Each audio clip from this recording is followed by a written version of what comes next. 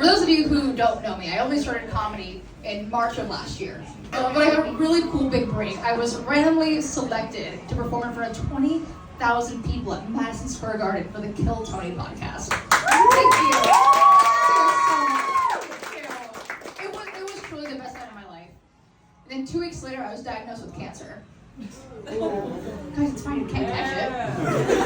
I actually found out I had cancer when I was in Nebraska, which is a great place to find out you have cancer because when you're there, you want to die anyway. Does anyone know what a thyroid is? Yeah, right? Dude, it controls your weight and your hormones and everything that matters to a woman. So the first thing I asked my doctor when I was diagnosed with papillary thyroid cancer was, oh my God, am I gonna get fat? But he told me, no, but there is a silver lining, right? First, we're gonna rip open your throat, take out your thyroid, which right there is like a pound. And then we're gonna put you on something called a Synthroid, which is gonna skyrocket your metabolism. You're gonna get really skinny. I was like, oh, can we take it out today? I mean, I just got God's Ozempic. So I guess what doesn't kill you makes you hotter. Oh my God, when I told my friend, she's a trans, she's hysterical, she's another comedian, I told her, like, no, now I'm on hormones. And she's like, you're on hormones? That's gay. So my cancer actually didn't respond to chemotherapy. Because even my cancer was like, I'm not like other girls. So instead, I had to do something called radioactive iodine. It's a form of nuclear medicine. But it's weird telling people that you have cancer without chemo. That's like saying, like, I was in Vietnam for Christmas. Like, yeah, sure, you were there, but like, did you really get PTSD?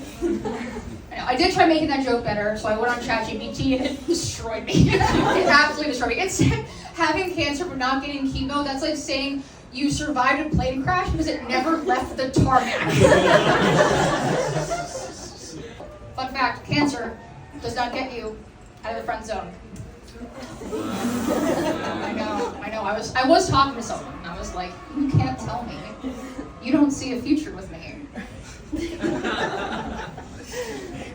It's like, don't you have cancer? Bitch, how much time do you have left? I got off stage and someone else was like, oh, like, do you still have cancer? And like, technically I do. But he's like, oh, don't worry, I'm all for short-term commitment. Actually, one of the craziest things did happen to me at a show. I told my cancer jokes and I got off stage, and a girl in the audience came up to me and goes, hey, my friend has brain cancer. You guys should link up.